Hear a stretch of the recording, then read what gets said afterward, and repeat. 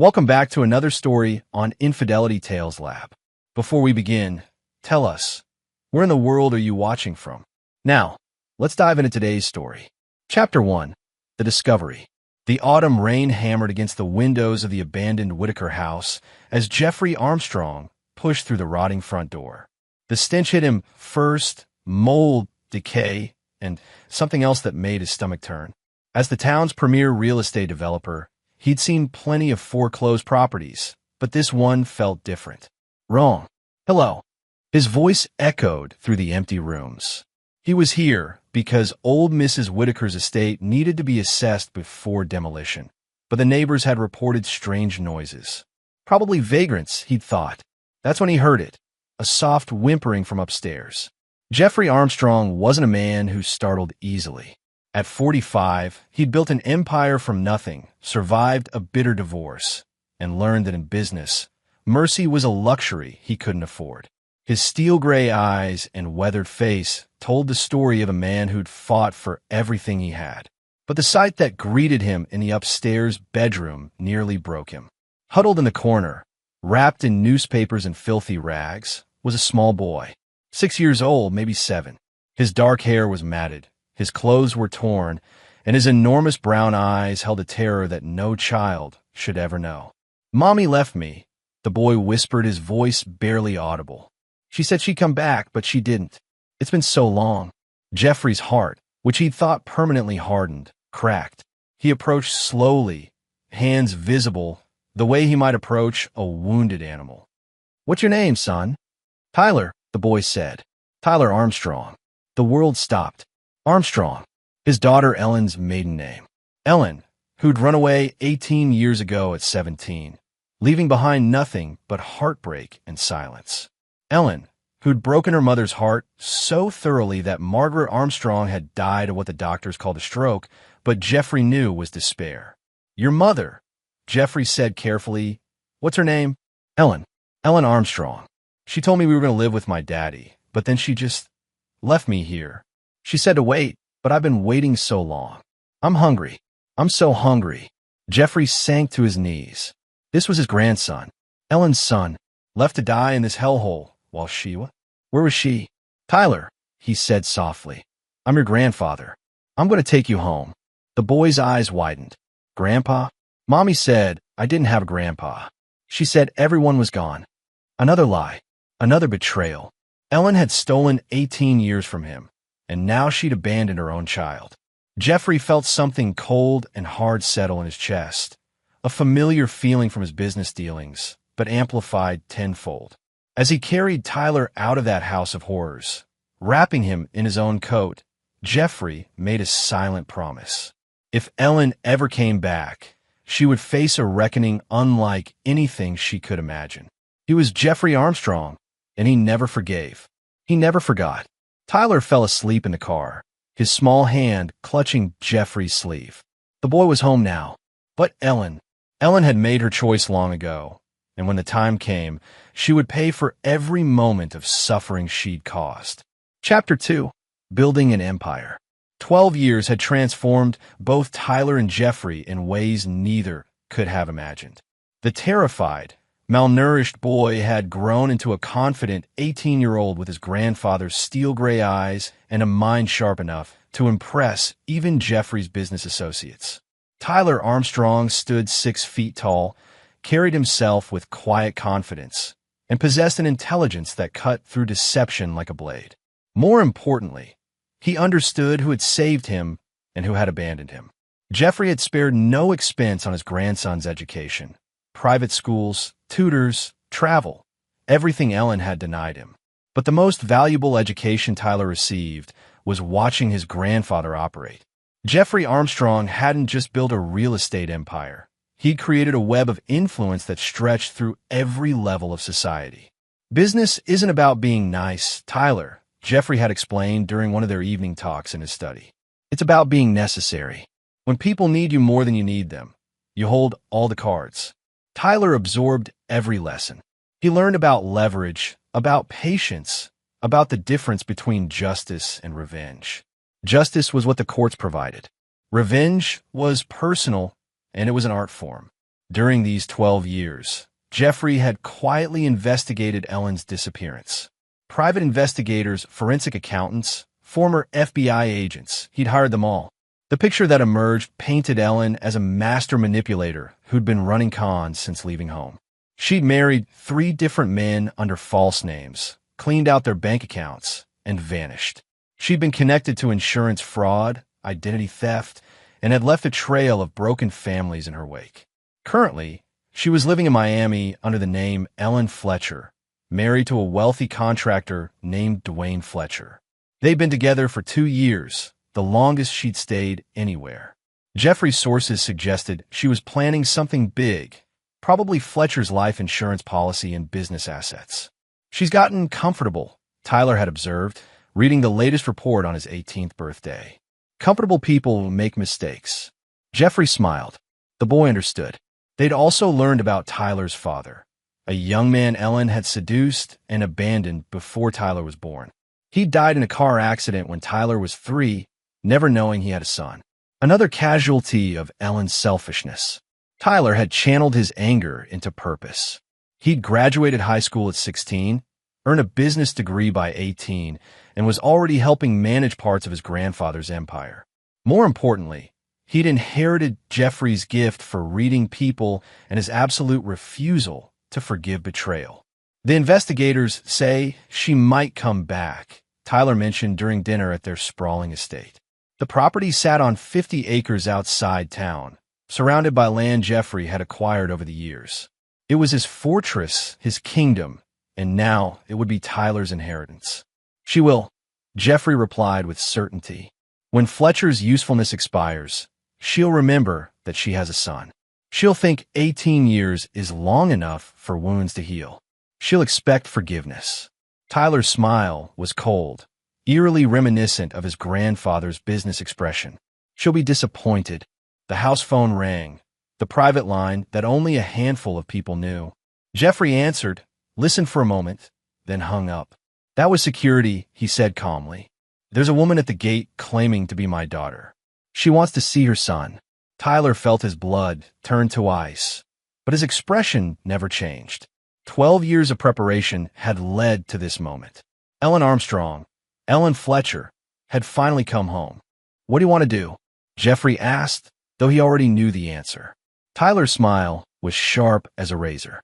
Let her in, grandfather. It's time for the family reunion. Chapter 3, The Prodigal's Return. Ellen Fletcher, she'd kept Dwayne's name for the legitimacy it provided, stood at the gates of her father's estate with her heart pounding. The property had grown. When she left 18 years ago, it had been impressive. Now it looked like a compound fit for royalty. She'd aged well, 35, and still beautiful, with the kind of practiced charm that had served her so well over the years. Her blonde hair was perfectly styled, her clothes expensive but not flashy. She looked like money, which was exactly the image she'd cultivated. But beneath the polished exterior, Ellen was desperate. The Miami operation had gone sideways. Dwayne was getting suspicious, asking questions about the money she'd been siphoning from his accounts. She needed a quick exit strategy, and Tyler represented her best option. A wealthy grandfather would pay handsomely for his grandson's safe return, and Tyler was old enough now to help her with more sophisticated cons. The gates opened, and Ellen drove her rented BMW up the winding driveway. The house took her breath away. What had been a large home was now a mansion, all clean lines and expensive materials. Her father had clearly done well for himself. Jeffrey Armstrong stood on the front steps, and Ellen felt a chill run down her spine. He looked older, grayer, but there was something in his stance that spoke of barely contained power. This wasn't the heartbroken father she'd left behind. This was someone far more dangerous. Ellen, he said simply as she approached. Hi, Daddy. She tried for the smile that had gotten her out of trouble as a teenager, but it felt forced. You look good. The house is incredible. You left your son to die. The words hit her like a physical blow.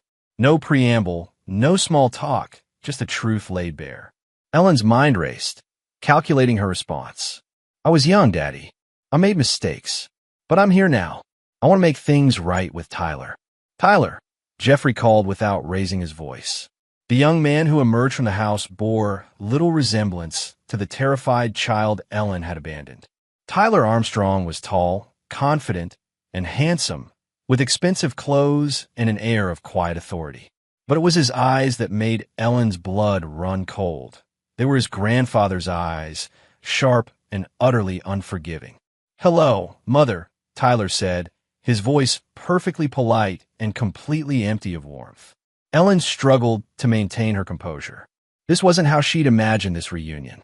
She'd expected tears, questions, maybe anger she could work with.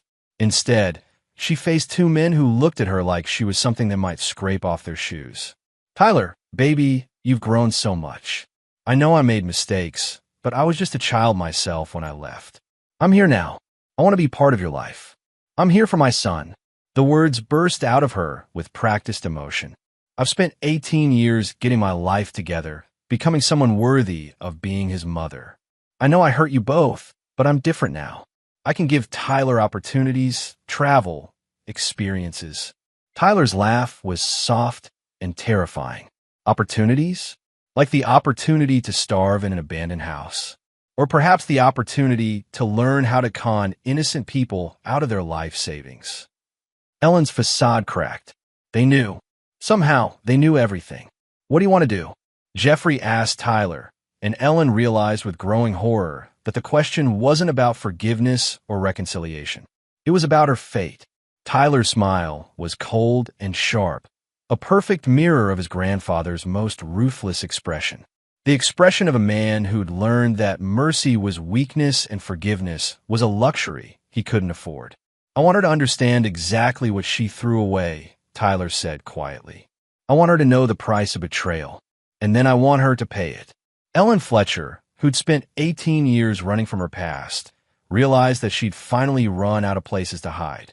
The little boy she'd abandoned had grown into something far more dangerous than she'd ever imagined, and his grandfather had taught him well.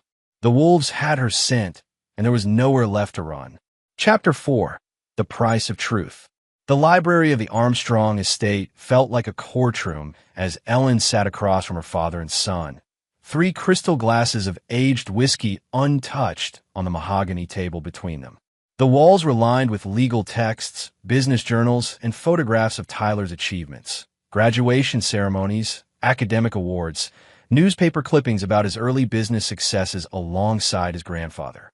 Ellen had been studying these images for an hour, and each one was a knife twist of what she'd missed, what she'd thrown away.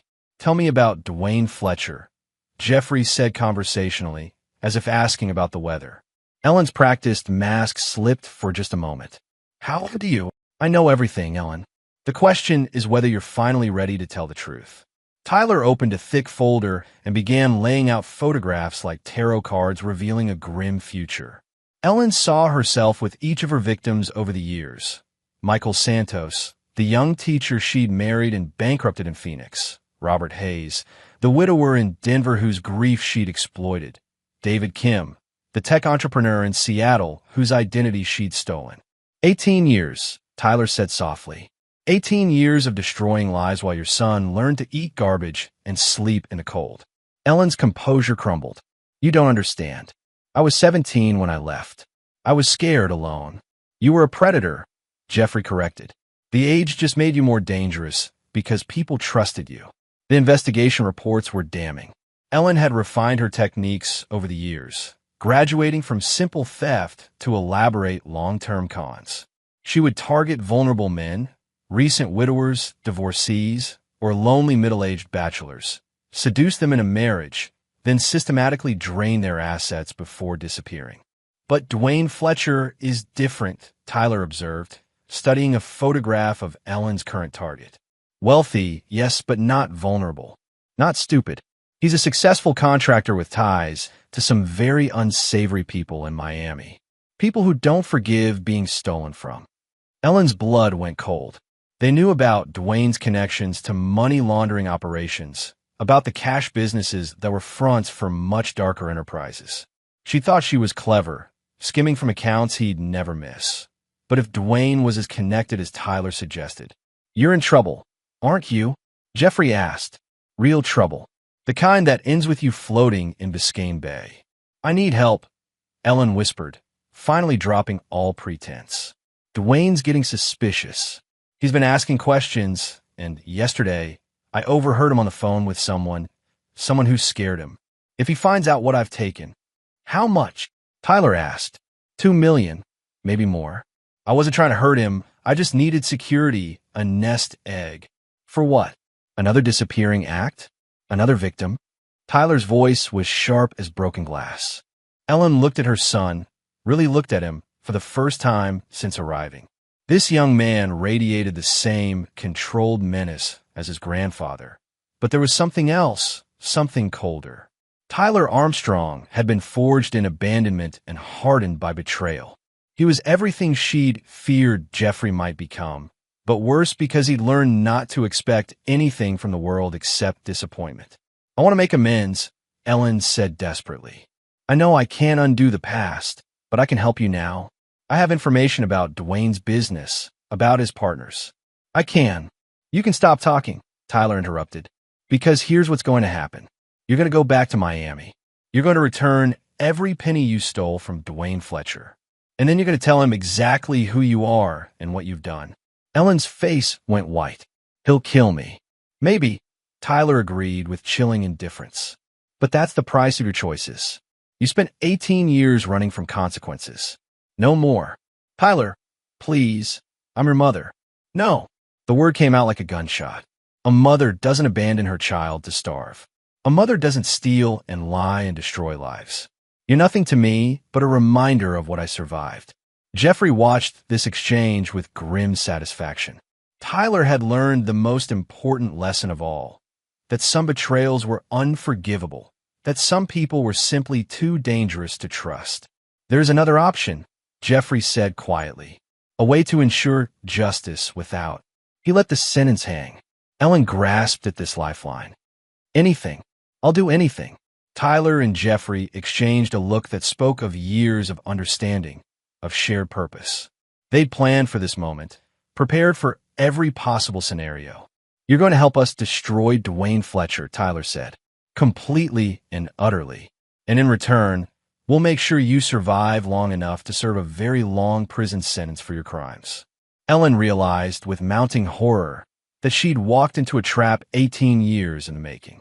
Her father and son weren't offering her redemption. They were offering her the chance to be useful one last time before facing the consequences of every choice she'd ever made. The little boy she'd abandoned had grown into her judge, jury, and executioner. Chapter 5. The Setup. The war room in Jeffrey Armstrong's estate would have impressed generals and CEOs alike. Multiple computer screens displayed financial records, surveillance photos, and architectural blueprints. Tyler moved between them with the precision of a conductor orchestrating a symphony of destruction. Ellen sat in the corner, no longer a player but a pawn, watching her son and father plan with the cold efficiency of military strategists.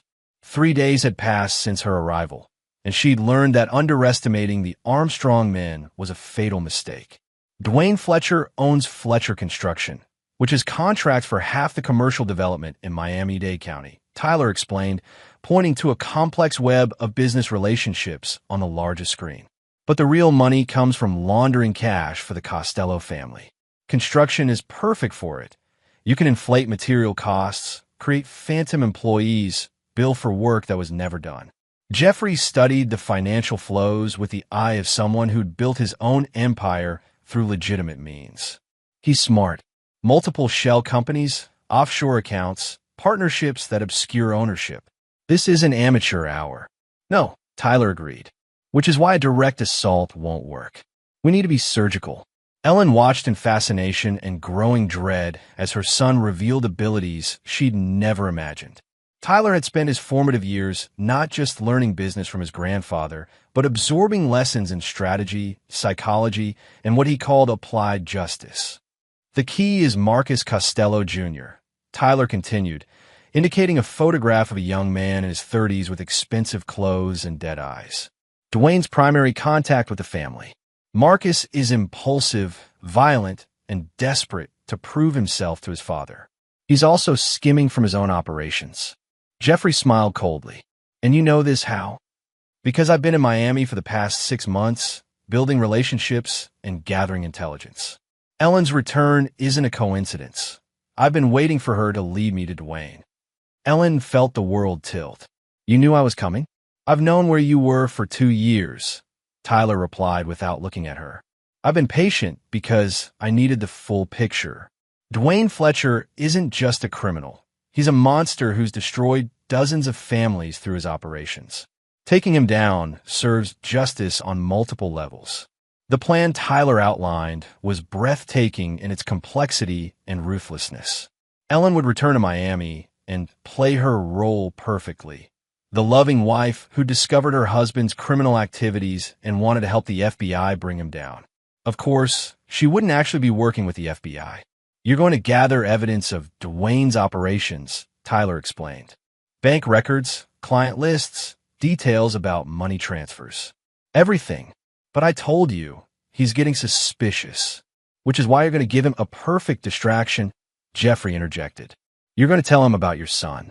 About how you're being blackmailed by someone who knows about your past. Ellen's eyes widened. He'll want to kill Tyler. Let him try, Tyler said with chilling confidence. I'll be the mysterious blackmailer demanding $2 million for my silence about Ellen Fletcher's real identity. Dwayne will focus on eliminating the threat while Ellen gathers the evidence we need. The beauty of the plan was its psychological precision. Dwayne would see Ellen as a victim, sympathize with her predicament, and trust her completely while plotting Tyler's death. Meanwhile, Ellen would have access to everything they needed to destroy both Dwayne and Marcus Costello Jr. What happens to me after? Ellen asked quietly. Tyler's smile was sharp as winter. You'll testify against Dwayne and the Costello organization. Full cooperation with federal authorities. In exchange, you'll serve a reduced sentence, probably 15 years instead of life.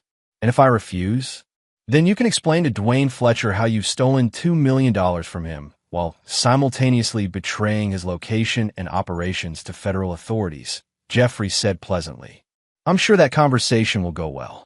Ellen realized she had no choice. She'd forfeited the right to choose when she'd abandoned her son 18 years ago. This was justice, Tyler's justice, and it was as implacable as winter. There's one more thing, Tyler said, pulling up a final photograph. It showed Ellen entering a hotel with a man who wasn't Dwayne Fletcher. Dr. James Morrison, plastic surgeon, married, father of 3. You've been having an affair with him for 6 months while planning to rob his practice's accounts. Ellen's blood turned to ice. She'd been so careful. We're going to save Dr. Morrison from your scheme, Tyler continued. Consider it a public service. But it also means you understand exactly how thoroughly we've been watching you. Every move, every victim, every lie, we know it all. The young man Ellen had abandoned was now demonstrating that he'd inherited his grandfather's gift for long-term strategic thinking, but with a patience and precision that was entirely his own. Tyler Armstrong had spent 12 years becoming the perfect weapon against people like his mother. 1 week, Tyler said. You have 1 week to gather everything we need. After that, Dwayne Fletcher and the Costello organization face the consequences of their choices, and you face yours. Ellen looked at her son one last time, searching for any trace of the terrified child she'd left behind. She found nothing but cold determination and a complete absence of mercy. She'd created this monster, and now it was going to destroy everything she'd built on the foundation of her betrayals. Chapter 6. The Hunt Begins. The penthouse suite overlooking Biscayne Bay cost more per night than most people earned in a month, but Tyler Armstrong barely noticed the luxury. His attention was focused on the sophisticated surveillance equipment that turned the living room into a command center worthy of a government operation. For 6 months, he'd been establishing his cover identity in Miami as Tyler Morgan, a venture capitalist with inherited wealth and a taste for high-stakes investments. The identity was bulletproof, complete with financial records, social media history, and references that would satisfy even professional investigators. Through his hotel room windows, he could see Fletcher Construction's downtown headquarters, where Ellen was playing her role perfectly. 3 days had passed since her return to Miami, and Dwayne Fletcher had swallowed the bait completely. Tyler's phone buzzed with an encrypted message from Ellen. He wants to meet the blackmailer. Tomorrow, 2 p.m., Warehouse District. He's bringing Marcus and 2 others. Tyler smiled coldly. Dwayne Fletcher thought he was being clever, luring a blackmailer into the open for elimination.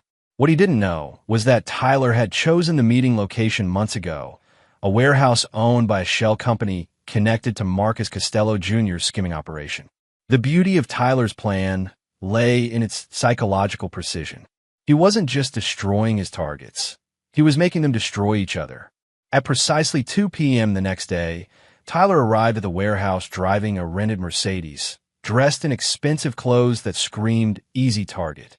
He learned from his grandfather that sometimes the best disguise was looking exactly like what your enemies expected. Dwayne Fletcher was waiting with 3 men: Marcus Costello Jr., whose reputation for violence was well-earned; Vincent "Vinny" Torres, a professional killer with dead eyes; and a 4th man Tyler didn't recognize, but whose military bearing screamed professional muscle. "You must be the businessman with the interesting proposition," Dwayne said, his voice carrying the false friendliness of a predator sizing up prey. Tyler smiled pleasantly. "Tyler Morgan. And you must be the man married to Ellen Fletcher. Or should I say, Ellen Armstrong?" The reaction was immediate. Marcus stepped forward, hand moving toward his jacket, while Dwayne's face went granite hard. "Interesting," Tyler continued conversationally, "because Ellen Armstrong is wanted for federal crimes in 4 states. Identity theft, wire fraud, money laundering.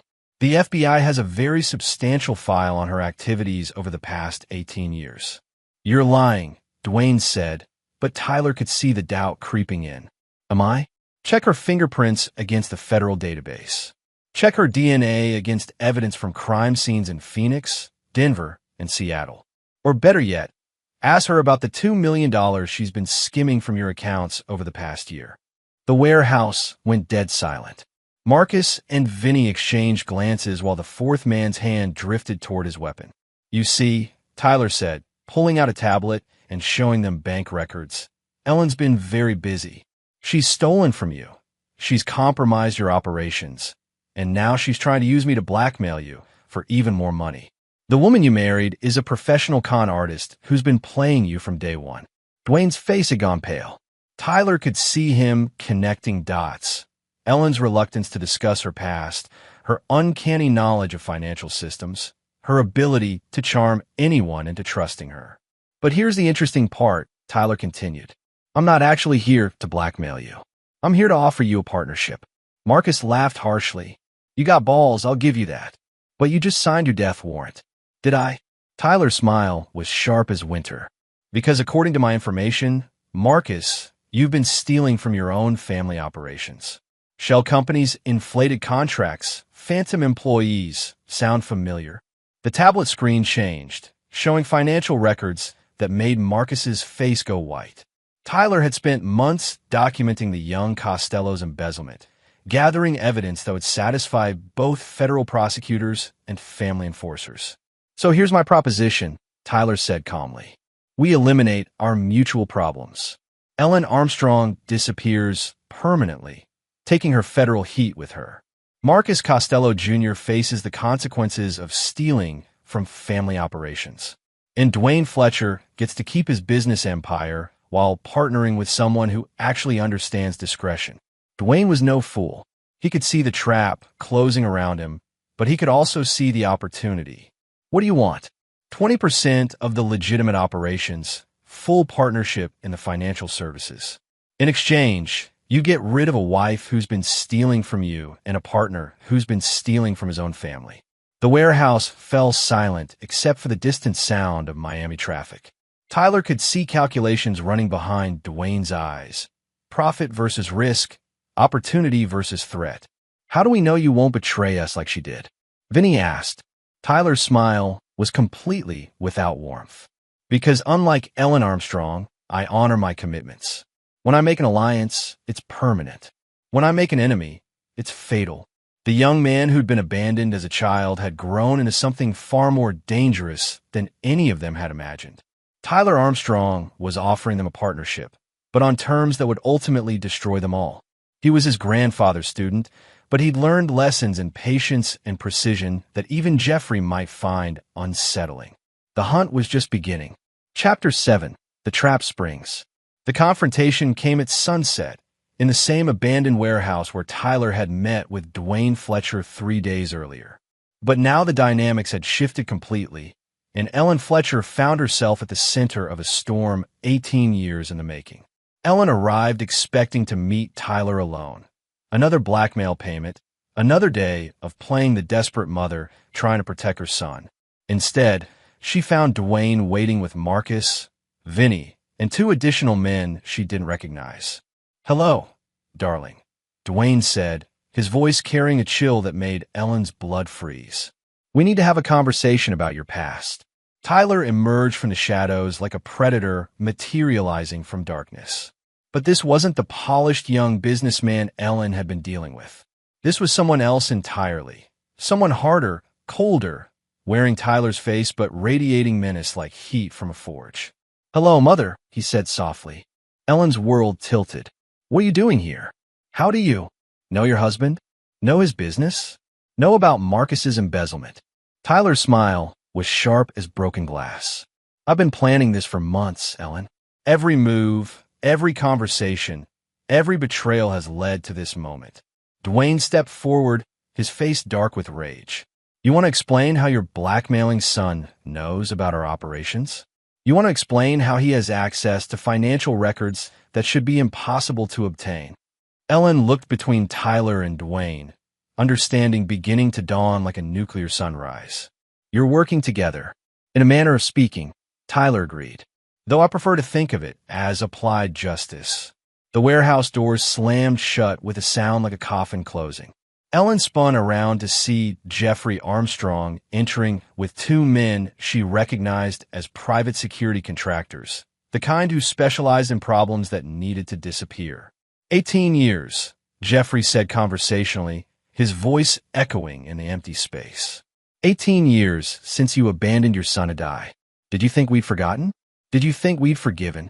Ellen's mind raced, trying to process the scope of what was happening. Tyler hadn't been her victim. He'd been hunting her. The blackmail, the demands for money, even her return to Miami had all been orchestrated to bring her to this moment. "The beautiful thing about justice," Tyler said, pulling out a tablet and showing surveillance footage, "is that eventually everyone pays for their choices." The screen showed Ellen over the past week, stealing documents from Dwayne's office, photographing financial records, copying computer files. Everything she'd done under Tyler's direction, thinking she was gathering evidence to save herself. "Every theft, every betrayal, every lie," Tyler continued. "All documented, all admissible in federal court. Congratulations, Ellen. You just provided evidence that will destroy both your husband's organization and Marcus's embezzlement scheme." Dwayne's face went dead white as he realized what had happened. "You played us. All of us." "I did," Tyler agreed pleasantly. "Because that's what you do to predators. You give them exactly what they want until they destroy themselves reaching for it." Marcus pulled a gun, but Tyler didn't even flinch. "I wouldn't, Marcus. Because in about 30 minutes, FBI agents are going to raid this warehouse based on an anonymous tip about a meeting between known organized crime figures. They'll find all of you here, along with evidence of money laundering, murder, and 18 years' worth of Ellen's criminal activities." Ellen felt her legs give out. She'd been played, completely, utterly, devastatingly played by her own son. "The only question," Tyler continued, his voice cold as winter, "is whether you're here when they arrive, or whether you choose to run." Again, Dwayne's hand moved toward his gun, but Jeffrey's security contractors were faster. The warehouse filled with the sound of weapons being drawn and safeties being clicked off. "I have a better idea," Dwayne snarled. "We kill all of you and disappear. Start fresh somewhere else." Tyler laughed, a sound completely devoid of humor. "With what money? The accounts you've been using are frozen as of an hour ago. The FBI's Financial Crimes Unit has been very busy today." Ellen watched in horror as her son destroyed lives with the same casual efficiency his grandfather destroyed business competitors. Tyler Armstrong had learned lessons in patience and precision that went far beyond anything she'd ever imagined. "You're all going to prison," Tyler said simply. Ellen for her 18 years of theft and fraud. Dwayne for money laundering and organized crime. Marcus for embezzlement and murder. The only variable is how long you survive in federal custody. Sirens began wailing in the distance, still far away, but getting closer. "Choose quickly," Tyler advised. "Run now and die trying to escape, or surrender and face the consequences of your choices." Ellen looked at her son one last time, seeing nothing but cold satisfaction in eyes that had once belonged to a terrified 6-year-old boy. She'd created this monster by abandoning him, and now he was destroying everyone who'd ever betrayed him with the precision of a surgeon and the mercy of winter. The sirens were getting closer, and Ellen Armstrong, finally understood that there was no escape from the choices she'd made 18 years ago. Chapter 8, Judgment Day. The federal courthouse in Miami buzzed with activity as the most significant organized crime prosecution in years reached its climax. Ellen Armstrong, she'd finally reverted to her real name, sat in the defendant's chair wearing an orange jumpsuit, her blonde hair now showing gray roots, and her face bearing the weight of 18 months in federal custody. Beside her sat Dwayne Fletcher and Marcus Costello Jr., both men having aged years in the time since their arrest. The warehouse trap had netted federal authorities not just 3 defendants, but evidence that had dismantled an entire money laundering network. Tyler Armstrong sat in the gallery, impeccably dressed and radiating the quiet confidence of a man who'd orchestrated justice with surgical precision. At 21, he'd become the youngest person ever to receive a federal law enforcement commendation for civilian assistance in a major organized crime case. "Your Honor," the federal prosecutor addressed Judge Sarah Morrison, "the evidence in this case represents one of the most comprehensive criminal conspiracies ever prosecuted in this district. The defendants engaged in money laundering, racketeering, fraud, and in the case of Marcus Costello Jr., murder." Ellen's defense attorney, a public defender overwhelmed by the mountain of evidence, made a perfunctory argument for leniency based on cooperation. Ellen had indeed provided testimony against the Costello organization, but the damage to her own case was irreversible. The evidence Tyler had orchestrated Ellen to gather was devastating. Financial records showing 18 years of systematic fraud, victim impact statements from dozens of families she destroyed, and forensic accounting that proved she'd stolen over $8 million across her criminal career.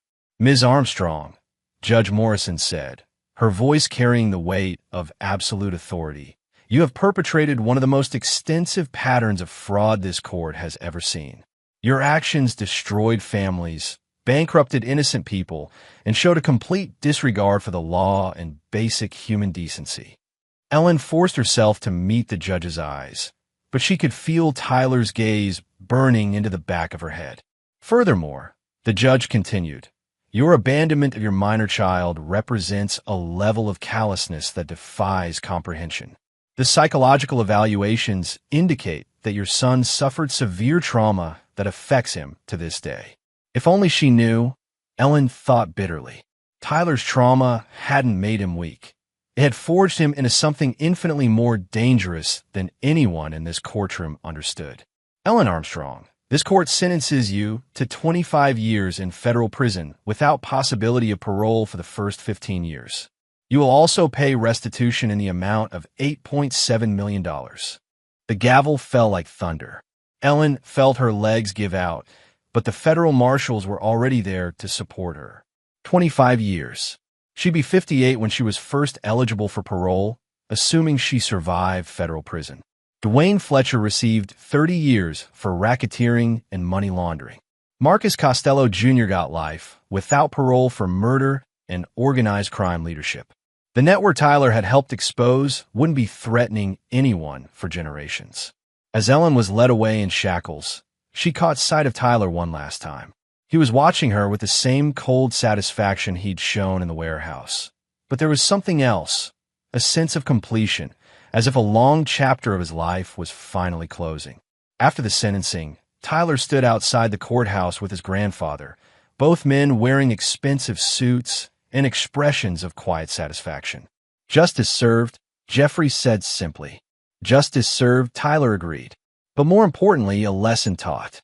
Actions have consequences, betrayal has a price, and some debts can never be forgiven." A reporter approached, recognizing Tyler from the media coverage. "Mr. Armstrong, how does it feel to see your mother sentenced to federal prison?" Tyler's smile was polite and completely empty. "Ellen Armstrong ceased to be my mother the day she abandoned me to die in that house. What happened today wasn't personal. It was simply the natural consequence of choices she made 18 years ago." The reporter pressed on. "Do you think the sentence was fair?" "I think," Tyler said carefully, "that everyone involved received exactly what they deserved. Justice doesn't always look like mercy, but it's always necessary." As they walked away from the courthouse, Jeffrey placed a hand on his grandson's shoulder. "Your grandmother would have been proud. Margaret always believed that some betrayals were unforgivable." Tyler nodded, thinking of the woman who died of heartbreak when Ellen ran away. She also believed that family wasn't about blood. It was about who stands by you when everything falls apart. They drove back to the Armstrong estate in comfortable silence, past the abandoned Whitaker house where Tyler's real life had begun 18 years ago. The property had been demolished and turned into a memorial garden, a place of beauty growing from the ashes of tragedy. Ellen Armstrong had finally faced the consequences of her choices. Tyler Armstrong had ensured that justice was served with the precision of a surgeon and the patience of winter. The abandoned child had grown into a man who understood that mercy was earned, trust was precious, and betrayal was a debt that compound interest made impossible to escape. Chapter 9. Legacy of Winter. 5 years after the trial, Tyler Armstrong stood in his grandfather's study, now officially his own, reviewing the quarterly reports from Armstrong Holdings. At 26, he'd expanded the family empire into new territories, technology investments, renewable energy, and most significantly, a private foundation dedicated to finding and rescuing abandoned children. The Tyler Armstrong Foundation had saved over 300 children in 5 years, providing them with homes, education, and most importantly, the understanding that their worth wasn't determined by those who'd abandoned them. "Sir," his assistant, Jordan Gentry, entered carrying the morning mail. "There's a letter here marked personal. No return address, but it's from a federal corrections facility." Tyler took the envelope without emotion. He'd been expecting this for months. Ellen Armstrong had been a model prisoner, and model prisoners sometimes earned the privilege of limited correspondence. The letter was brief. "Tyler, I know you'll probably never read this, but I needed to try. I know I have no right to ask for anything, but I'm dying. Pancreatic cancer, maybe 6 months left. I'm not asking for forgiveness. I know what I did was unforgivable. I'm not asking you to visit or to care.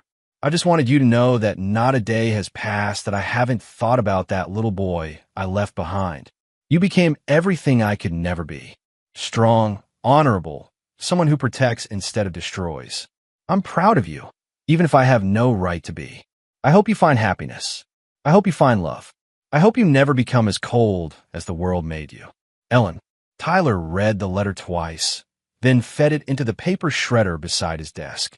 He felt nothing, no anger, no sadness, no satisfaction. Ellen Armstrong had become irrelevant to his life the moment the gavel fell at her sentencing. His phone buzzed with a message from his grandfather, who'd officially retired but still maintained an office in the building. "Dinner tonight?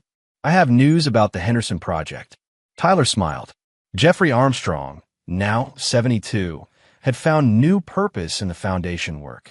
The man who'd built an empire through ruthless business practices was now channeling that same energy into saving children who'd been discarded by the world. As Tyler prepared to leave for the day, he caught sight of his reflection in the office window. 26 years old, successful beyond most people's dreams, respected and feared in equal measure. He'd become everything his grandfather had trained him to be, a man who understood that loyalty was earned, trust was precious, and betrayal was a debt that could never be forgiven. But he'd also become something more. The foundation work had shown him that strength could be used to protect, as well as destroy. That power could heal as well as harm. His phone rang. Jordan calling from the outer office. Sir, there's a Detective Casey Richmond here to see you. Says it's about a child abandonment case in Broward County. Tyler's expression sharpened. Send him in. Detective Richmond was a weathered man in his 50s with kind eyes and calloused hands. He carried a file folder and wore the expression of someone who'd seen too much but never stopped caring. Mr. Armstrong, I know your foundation does incredible work with abandoned children. We have a situation. 8-year-old girl, found in a condemned building, parents nowhere to be found. She's been asking for her mommy for 3 days. Tyler felt something twist in his chest. Not the cold satisfaction of revenge, but something warmer and more dangerous. Hope. What's her name? Lily. Lily Hayes. We think she's been alone for at least a week, maybe longer. Tyler was already reaching for his coat. I'll follow you to the hospital. As they drove through Miami traffic, Tyler thought about cycles. How trauma could create monsters or heroes. How abandonment could forge predators or protectors. Ellen Armstrong had tried to make him weak, but she'd instead made him strong. She tried to make him a victim, but she'd instead made him a guardian. The little girl in the hospital bed looked exactly like Tyler had 18 years ago. Terrified, abandoned, but not broken. Not yet. Lily, Tyler said softly, pulling up a chair beside her bed. I'm Tyler. I heard you've been looking for your mommy. The girl nodded, tears streaming down her face. She said she'd come back. She promised. Tyler felt his heart break and harden simultaneously. Another abandoned child. Another Ellen Armstrong disappearing into the night. Another cycle beginning. Lily, he said gently, sometimes grown-ups make promises they can't keep. But I want to make you a different kind of promise. I promise that you'll never be alone again. I promise that you'll have a family who chooses to love you. And I promise that no one will ever abandon you again. The girl looked at him with the same desperate hope Tyler had felt when his grandfather first found him. The cycle was continuing, but this time it would end differently. Tyler Armstrong had learned that justice wasn't always about punishment. Sometimes it was about preventing the next victim, protecting the next child, breaking the cycle before it could continue. Ellen Armstrong had created a monster when she abandoned her son. But that monster had chosen to become something better. A guardian, a protector, a man who understood that real strength came from standing between the innocent and the darkness. The abandoned child had grown into a man who made sure no child would ever be abandoned again. The cycle was broken. The winter was over.